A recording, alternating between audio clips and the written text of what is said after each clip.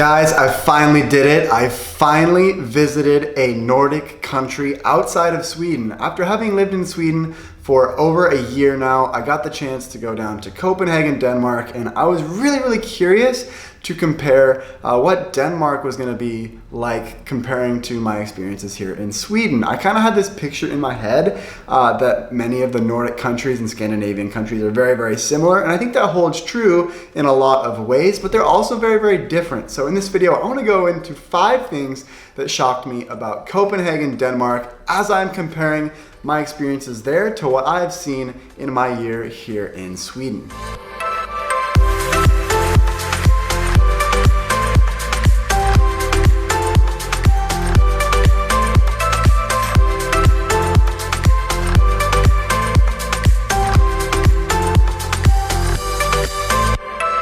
The first thing that shocked me about Copenhagen, Denmark were the amount of bicycles that they have in Copenhagen, Denmark. My parents were actually with me on this trip and they are huge bicyclists themselves.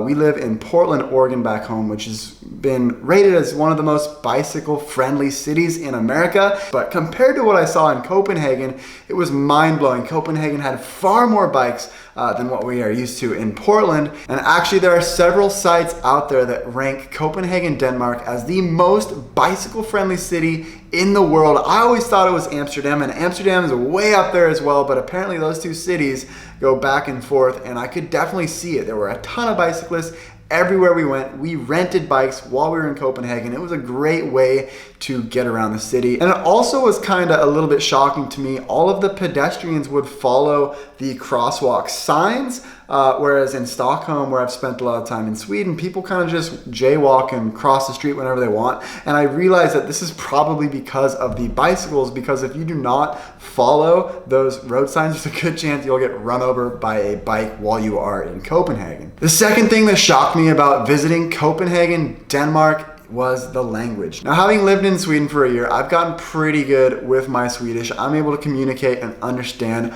almost everything. I want to say I'm around 80 to 90% of things that are being said. I can follow conversations pretty well and hang with it, and I know that Danish being another Scandinavian language, I was really curious to see how much of the Danish I would actually understand.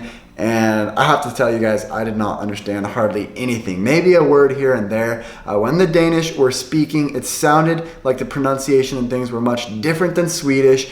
They have a lot of words that are different than Swedish as well. Now, when it came to reading, I could understand quite a bit of Danish, but for me, at my current level of Swedish, it was really tough to understand what the Danes were saying. And I think even for Swedes, it's much easier for Swedes to understand Norwegian than it is for them to understand Danish. The third thing that shocked me about visiting Copenhagen, Denmark were the alcohol laws that they have in Denmark, which is completely different than Sweden. But having been in Germany as a kid and seeing the culture there, it's much more similar to what the laws are like in Germany. They don't have any laws against open container, and you can buy beer in a grocery store. So you can go into a grocery store, buy a cold beer for about €1, and go and walk around town with your cold beer. Much different than what they have in Sweden with the state-controlled liquor store Systembolaget, where you've got to buy all of the alcohol through them ahead of time. They're closed certain days and certain hours, so you have to be aware of that if you're coming to Sweden. But in Denmark, it was much different,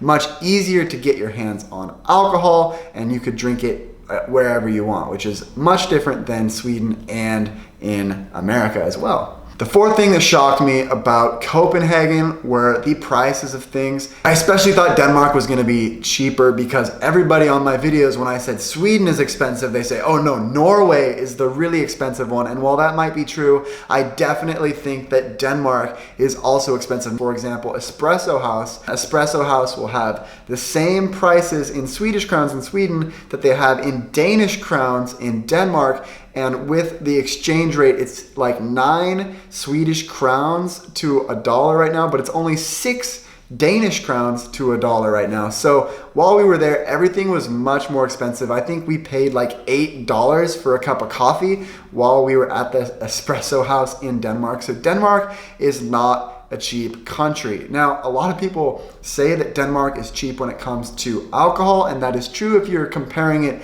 to Sweden, but to the rest of the world, I think because that Danish crown is so strong when comparing it against a euro, dollar, or Swedish crown, I thought that things tended to be a little bit more expensive actually in Copenhagen than what I have experienced in Stockholm or similar Swedish cities. And the last thing that surprised me about Copenhagen, Denmark, were how friendly the people were in Denmark. Danes apparently have a reputation for being friendly people, and in my book, they lived up to that reputation 100%. I really like Swedish people as well, but I think that Danes are a little bit less reserved, which they come off a little bit more friendly on the outside, but I think both cultures have very friendly people, and Swedes, when you get to know them, are awesome.